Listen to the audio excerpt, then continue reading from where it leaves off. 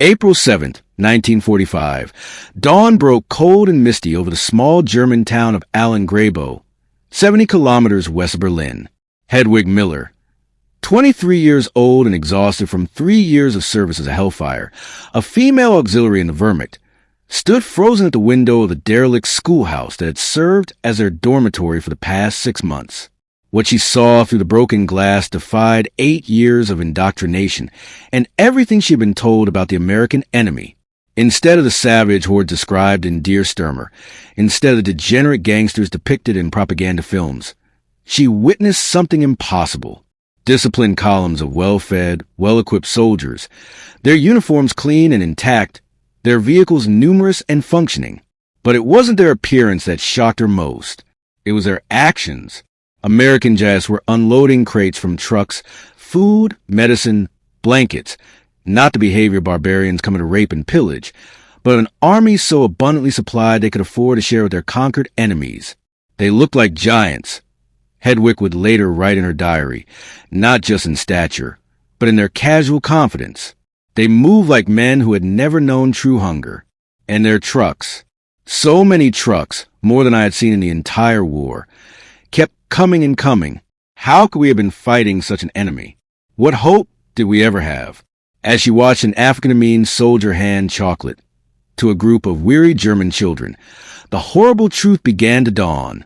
The Reich that promised 1,000 years of glory couldn't even provide Hellerinnen with adequate soap. Yet here were their supposed inferiors, carelessly distributing more food in one morning than she had seen in months. In that moment, as American military police established a perimeter around the auxiliary women's quarters to protect them from reprisals, Hedwig understood they had been lied to about everything. The mythology of German superiority collapsed before reality she could neither deny nor explain away. Cartons of cigarettes, tins of coffee, white bread, and soldiers who smile with all their teeth. The liberation of approximately 19,000 Hellerinnen during the final months of World War II revealed a shocking disparity between Nazi propaganda and Allied reality. These women often referred incorrectly as comfort women by Allied soldiers, confusing their clerical and communications roles with the sexual slavery imposed by Imperial Japan in the Pacific Theater experienced a particularly disorienting form of defeat. Unlike male soldiers captured on battlefields, these women witnessed the collapse of their worldview in slower, more intimate settings with abundant time to process the contradiction between what they had been told and what they now observed with their own eyes. The journey to this moment of revelation began years earlier in the heady days of National Socialist triumph. From 1933 onward, German propaganda had carefully constructed an image of their Western opponents, particularly Americans, as racially mixed, morally corrupt, and materially soft.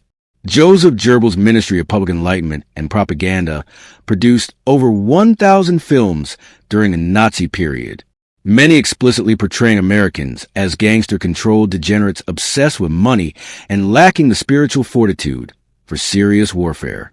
In Dear Ike Judy, The Eternal Jew, released in 1940, Americans were depicted as puppets of Jewish financial interests, their material wealth portrayed as evidence of moral bankruptcy rather than industrial might. Germans who grew up in this propaganda environment had little access to contradictory information. Hedwig, like most of the Hellerinnen, came of age during the Nazi period, entering school just as Hitler consolidated power. Her formative years coincided with the Reich's early successes, the remilitarization of the Rhineland in 1936, the Angelus with Austria in 1938, the surrender of France in 1940. The apparent validation of Nazi predictions reinforced the credibility of their other claims, including their characterization of American society. By 1941, over 100,000 German women were serving in military auxiliary roles, primarily as communication specialists, administrative assistants, and medical aides. Unlike the Soviet Union, which deployed women in combat roles, including as snipers and pilots, Nazi Germany maintained stricter gender separation in military functions, emphasizing the women's supporting role to male warriors. Hellerinnen received approximately 4 weeks of training before assignment, with pay scales ranging from 160 to 200 Reichsmarks monthly, adequate but not generous compensation. Their uniforms, designed by renowned fashion designer Heinz Schultz-Varell, offered practical functionality while emphasizing feminine appearance, a reflection of the regime's contradictory attitudes toward women's roles. When the United States entered the war in December 1941, German propaganda shifted to address this new enemy. Americans were portrayed as materialistic but incompetent, possessing industrial capacity but lacking the racial vigor and ideological commitment necessary for victory. The Nazi newspaper Vascher Bubiker described American soldiers as cowboys and gangsters in uniform unable to match the disciplined German fighting man. Films like O.M. Kruger depicted Americans and British as cruel colonizers, drawing parallels to suggest Germans would face similar brutality if defeated. Such messaging intensified as American forces approached German territory. By early 1945, Goebbels' propaganda ministry was distributing pamphlets warning of rape, pillage, and mass execution should American forces occupy German land. One widely circulated document described Americans as mongrelized troops led by Jewish officers determined to exterminate the German race. For women like Hedwig and her fellow Hellernan, these warnings carried particular weight, creating expectations of sexual violence and retribution. The reality they encountered would prove dramatically different. Lieutenant Thomas Hargrove of the 89th Infantry Division, U.S. Army, recorded his first encounter with German auxiliary women near Isozino in April 1945. We found approximately 30 German women in a communications bunker, he wrote in his field report. They were terrified, clearly expecting the worst. Our interpreter explained they would be treated according to the Geneva Convention, and their relief was palpable. One woman broke down crying when offered ration. She kept repeating essence to feel. It's too much. Apparently amazed at both the quantity and quality of standard-issue American combat rations. This encounter typified many throughout the closing months of the war. As American forces advanced through Western Germany, they encountered thousands of female auxiliaries who had not retreated with German forces, either through oversight and chaotic withdrawal or by deliberate abandonment as the Wehrmacht collapsed. The Americans, following established protocols for prisoners of war, typically established separate detention facilities for these women, with female military police officers assigned when available. Gretchen Kohler, a signals auxiliary captured near Frankfurt, described her initial detention in a letter smuggled to her family. We are held in a former hotel. Each of us has a real bed with clean sheets. We receive the same rations as American soldiers, more food than I have seen in a year. Yesterday, they distributed chocolate bars and cigarettes, as if these were ordinary items of no value. When I asked why they would waste such luxuries on prisoners, the guard seemed confused by the question. Lady, this ain't luxury where we come from. He said, this is just Tuesday. This casual abundance represented the first layer of shock for many Heller Inn. Throughout 1944 and 45, German civilian rations had dwindled to approximately 1,500 calories daily, with actual distribution often falling below this inadequate level. Military personnel received slightly better allocations, but by the war's final months, even these had become irregular. Most Hellerinnen had grown accustomed to persistent hunger with the black market, providing occasional supplements for those with connections or valuables to trade. American military rations, by contrast, provide approximately 3,600 calories daily for active personnel, with additional supplements often available. Even the basic ration designed for frontline combat conditions contained items that had become rare luxuries in Germany: coffee, sugar, preserved meat, and chocolate. For prisoners accustomed to meals of watery soup and bread of deteriorating quality, American rations represented not just adequate nutrition, but unimaginable abundance. This nutritional disparity reflected deeper contrasts in industrial capacity. By 1944, American factories were producing more than 50,000 military vehicles monthly. Germany's total production for that year amounted to approximately 27,000. The United States manufactured over 96,000 aircraft in 1944 alone. Germany produced roughly 39,000 during the entire war. Such statistics, while impressive on paper, became viscerally real to the captured Hellerinnen through daily observation of American military operations.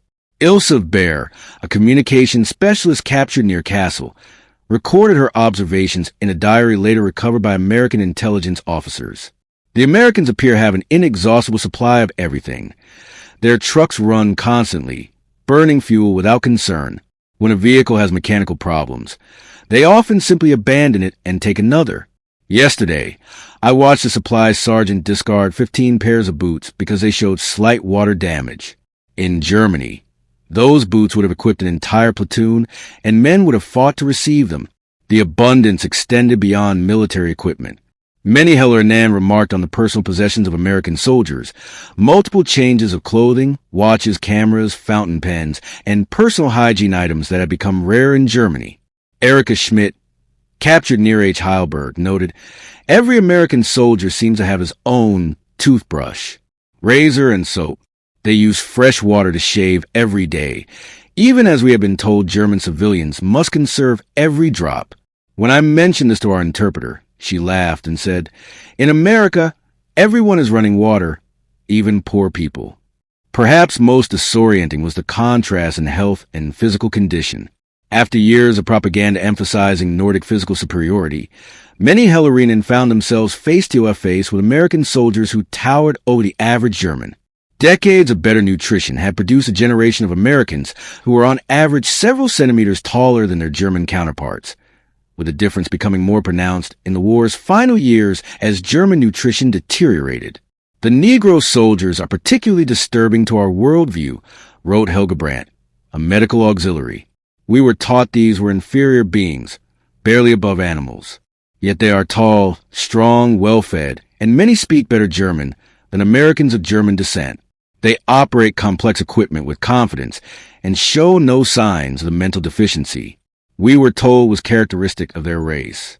This racial dimension added particular complexity to the experience of Nazi-indoctrinated women, confronted with African-American soldiers who treated them with professional correctness rather than predicted bestial behavior. Many experienced profound cognitive dissonance. The Reich's racial hierarchies presented as scientific fact crumbled before living evidence to the contrary. This dissolution of racial certainty often preceded and facilitated the collapse of other ideological beliefs. As spring turned to summer in 1945, the situation for captured Hellerinnen evolved. Initial detention centers gave way to more organized internment facilities, with American authorities establishing screening processes to identify women with significant Nazi Party involvement or intelligence value. For most, however, captivity continued to provide daily lessons in American industrial might and logistical capability. Camp Westbrook, established in a former Luftwaffe training facility near Wiesbaden, housed over 2,000 female auxiliaries by June 1945.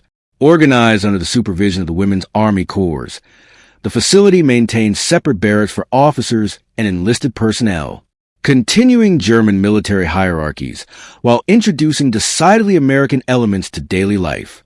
Margaret Kunze, a signals lieutenant intern at Westbrook, described the camp's routine: "We rise at 6, perform light duties until 4, then have evenings to ourselves. The work is nothing compared to our service obligations, mostly cleaning our own spaces and assisting in the kitchens. The Americans have established a library with German books, a recreation area, and even show films twice weekly. They call this detention, but it is more comfortable than my family's living conditions have been for years." The camp's medical facilities proved particularly revealing. Many Hellerinnen arrived with health issues reflecting years of stress and inadequate nutrition, dental problems, amenorrhea, vitamin deficiencies, and untreated chronic conditions. American medical personnel, following standard protocols for prisoner processing, provided treatment that exceeded what many have received during active service. Dr. Ella Lehner Simmons, a U.S. Army Medical Corps physician assigned to Camp Westbrook, documented the health status of new arrivals, approximately 68% present with some form of malnutrition. Dental issues are nearly universal, with an average of 3 untreated caries per patient. Many show signs of past frostbite, particularly those who served on the Eastern Front. Most disturbing are the psychological symptoms: hypervigilance, sleep disturbances, and anxiety consistent with prolonged exposure to combat conditions. Yet without the recognition or treatment, male soldiers might receive or similar presentations. Treatment for these conditions provided another layer of contrast. American medical facilities offered antibiotics, analgesics, and vitamins in quantities that seemed wasteful to women accustomed to strict rationing of medical supplies. Dental care, which had become increasingly unavailable to German civilians, was provided as a matter of routine. By July 1945, the average weight gain among Hellerinnen at Camp Westbrook was 4 kilograms, visible evidence of improved nutrition that could not be explained away by ideological reasoning. The camp supply systems offered daily demonstrations of American logistical capabilities. Regular deliveries of food, medicine, and equipment arrived with predictable consistency, contrasting sharply with the increasingly erratic supply situations many had experienced in their final months of service. The Americans' ability to maintain steady supply lines through conquered territory, coordinating transportation across hundreds of kilometers, contradicted Gerbils' portrayal of Americans as organizationally incompetent. They waste so much, noted Jeremiah, a quartermaster assistant. Yet their waste management is strangely efficient. They designate specific areas for garbage, separate different materials, and remove it daily with dedicated vehicles. Even in their trash disposal, they demonstrate organizational capacity beyond what we maintained at the height of our efficiency. As summer progressed, American authorities began implementing re-education programs for interned German personnel, including the Hellerinnen. These programs designed to facilitate denazification and prepare prisoners for eventual reintegration into civilian life provided structured exposure to information previously suppressed or distorted by Nazi censorship. Screening of documentary films became a particularly effective tool. Footage of American industrial capacity, civilian life, and democratic institutions, along with documentation of Nazi atrocities, created a comprehensive challenge to remaining ideological commitments. While some women rejected these efforts as propaganda, many found their doubts, already growing through daily observation, impossible to sustain in the face of mounting evidence. Bridget Hoffman, a former Nazi Party member who had served as a Nachrichten Helleren Signals auxiliary in France before capture, described her transformation. The Americans showed us films of their factories. One facility in Detroit produced more vehicles in a month than all of Germany during the war's final year. They showed their farms, their stores full of goods, their universities open to both men and women. Then they showed us Buchenwald. I vomited and couldn't sleep for 3 nights. Everything had been a lie. Not all experiences proved so dramatic. For many, hell and ideological transformation came more gradually through countless small revelations rather than single epiphanies. The casual interaction between American personnel of different races, the relative egalitarianism between officers and enlisted men, the matter-of-fact competence of female military personnel. Each observation chipped away at the worldview constructed by years of Nazi education and propaganda. Letters home subjected to military censorship, but generally permitted reveal this incremental transformation.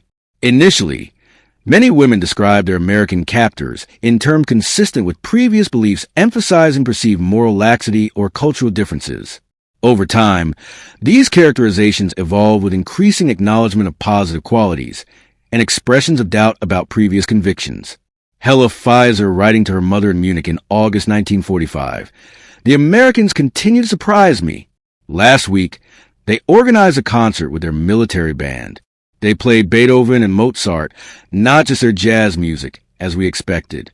The conductor, a Lieutenant Cohen, spoke passionately about German musical contributions to world culture. This from a Jewish officer whose family likely suffered under our laws. It forces difficult questions about what we were told." By autumn 1945, American forces had begun the process of releasing Hellerinnen deemed to present minimal security risk. Many returned to devastated communities and fractured families, carry with them not just physical evidence of their improved conditions, restored weight, treated medical issues, small hordes of gifts from American personnel, but also transformed perspectives that sometimes created tension with those who had not shared similar exposure. Erica Brown, returned to Hanover in October, encountered resistance when describing her experiences. "My father refused to believe me when I told him about the Americans' food supplies. He accused me of exaggeration or delusion. When I showed him the cigarettes and chocolate I had been given upon release, he insisted, These must have been produced in German factories captured by Allied forces. He cannot accept that our enemies possessed such abundance while we suffered increasing privation. This disconnection between former Hellerinnen and their communities represented another layer of German society's collective psychological adjustment. For many civilians who had experienced only the war's hardships and Allied bombing campaigns, the notion of American generosity remained incomprehensible. Women who spoke positively of their treatment in captivity sometimes faced accusations of collaboration or moral compromise. Their changed perspectives viewed as betrayal rather than legitimate reassessment based on direct experience. Louise Hoffman, released from Camp Marshall near Stuttgart in November 1945, recorded the reaction to her return. My neighbors watch me with suspicion. Because I do not join their bitter complaints about the occupation, they whisper that I must have earned special treatment through dishonorable means. They cannot understand that I no longer hate our conquerors, not because I have forgotten patriotism, but because I have seen with my own eyes that much of what defined our patriotism was built on falsehoods. For American authorities, the experiences of the Hella Lerinen offered valuable insights into the psychological dimensions of occupation and reconstruction. Studies conducted by the Strategic Services Unit, success at the Office of Strategic Services, analyzed the women's evolving perspectives, identifying factors that facilitated or impeded ideological transformation. These findings informed broader identification strategies and contributed to understanding how belief systems collapse when confronted with contradictory evidence. Dr. Margaret Hoffman, a German-born psychologist working with American military government, interviewed over 300 former Hellerinnen in early 1946. Her report, Transformation of Belief Through Material Evidence, highlighted the particular impact of everyday encounters with American abundance. The subject report that abstract political arguments proved less persuasive than simple material demonstrations. The availability of hot water, the casualness with which food was distributed, the routine replacement of damaged equipment. These tangible experiences undermine ideological commitments more effectively than direct challenges to Nazi principles. This pattern reflected broader dynamics in post-war German society. As American occupation policies evolved from initial harshness to the more supportive approach embodied in the Marshall Plan, material reconstruction created conditions for psychological and political reconstruction. The demonstrated success of democratic market economies, initially visible only to groups like the Hellerinnen with direct exposure to American systems, gradually became apparent throughout Western Germany, facilitating acceptance of new political arrangements. Hedwig Muller, whose dawn encounter with American forces opened this account, exemplified this transformative journey. After 6 months in American custody, she returned to her family in Bavaria with significantly altered perspectives. In 1948, she applied for a civilian position with the American occupation authorities, eventually becoming an administrative assistant at the consulate in Munich. In 1952, she married James Lawrence, a former Army sergeant who had returned to Germany as a civilian contractor. By 1955, they had relocated to Lawrence's hometown of Columbus, Ohio, a migration pattern followed by approximately 4,000 former Hellerinnen who married American personnel. In a 1977 interview with the Ohio Historical Society, Hedwig Miller Lawrence reflected on her journey. People asked if I was afraid when the Americans arrived. Of course I was. We had been told they would destroy everything we valued. Instead, they shared everything they had.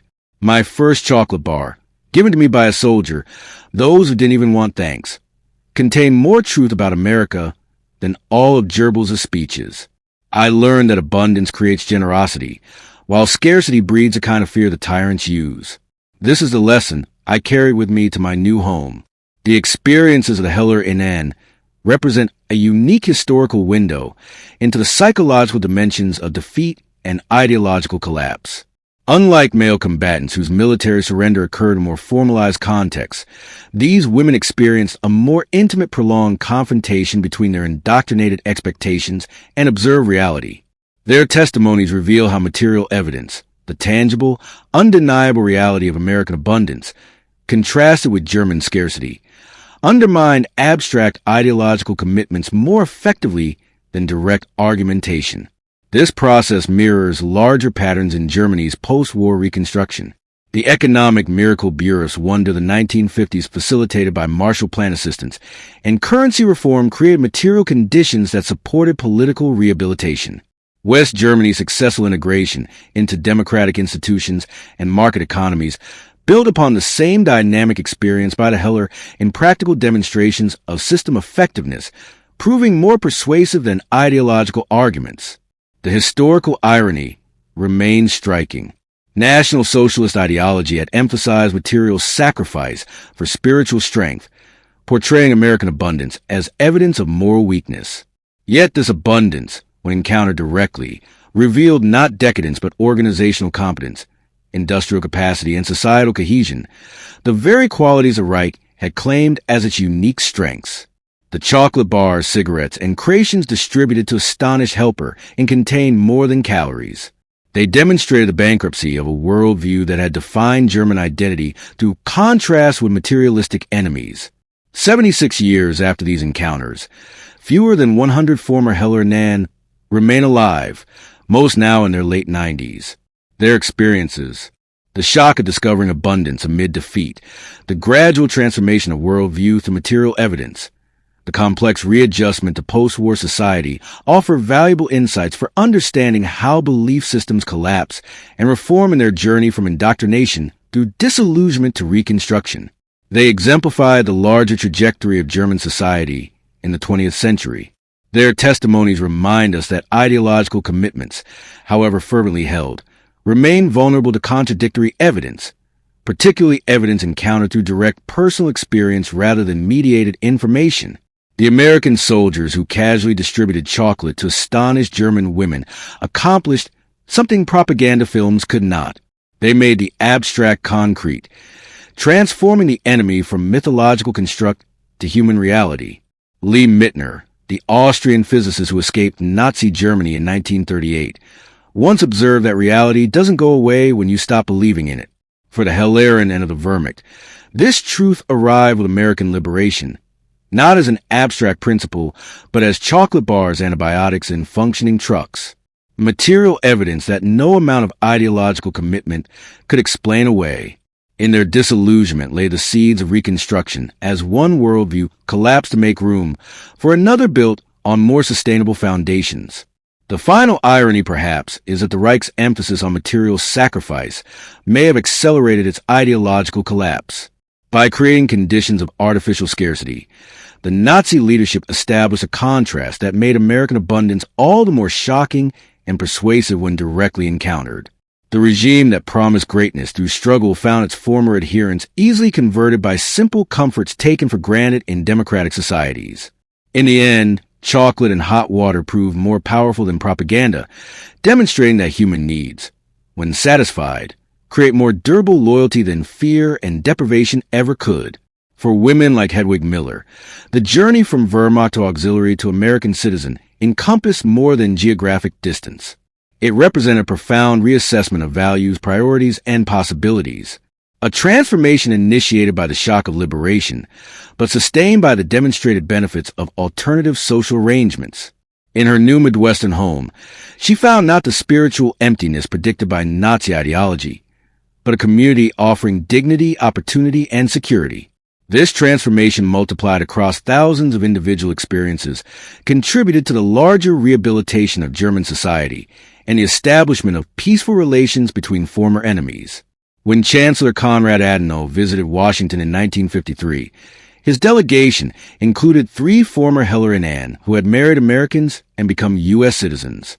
A small but symbolic acknowledgement of these women's unique position at the intersection of German defeat and American integration. Their stories remind us that historical transitions occur not just through formal treaties and political arrangements, but through countless personal reckonings with changing realities. The Hellerinnen who watched in astonishment as American soldiers distributed unimaginable abundance experienced defeat not as abstract national failure, but as concrete revelation. The disturbing, liberating discovery that everything they had been taught to believe had been built on falsehood. In this revelation lay both trauma and opportunity. The painful collapse of one worldview and the tentative construction of another.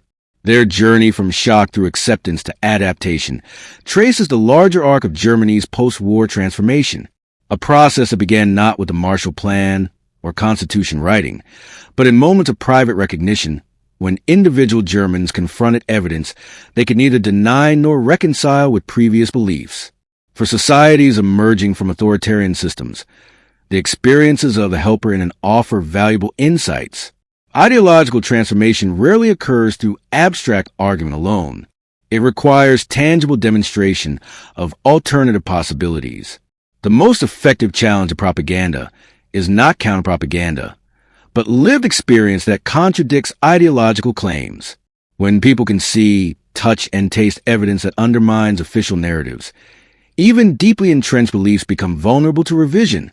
This lesson gleaned from the testimonies of women who experienced one of history's most dramatic ideological collapses retains relevance in contemporary contexts. Wherever artificial scarcity is imposed for political control, wherever information is manipulated to maintain power structures, the potential for similar revelations remains. Moments when reality breaks through carefully constructed narratives, initiating processes of disillusionment and reconstruction that may ultimately lead to more sustainable social arrangements. The chocolate bars distributed by American GIS in 1945 contained more than sugar and cocoa. They carried an implicit message about different ways of organizing society. For the women who received them, women raised in a system that valorized scarcity and sacrifice. These simple items represented a profound challenge to everything they had been taught to believe. In their astonishment lay the beginnings of a new understanding, that abundance might prove more powerful than austerity, that generosity might accomplish what force could not, and that societies organized around material well-being rather than mythic struggle might better serve human needs.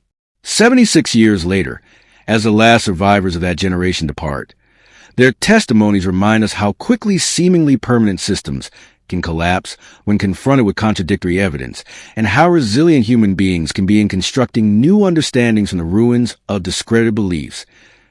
If this story opened your eyes to a side of the war most people never hear about, take a moment to like the video and share it with someone who cares about real history. Your support helps these forgotten moments reach more people, and it keeps this channel going. If you want more stories told with honesty and respect, hit subscribe and let me know in the comments what topic you want next. See you in the next video.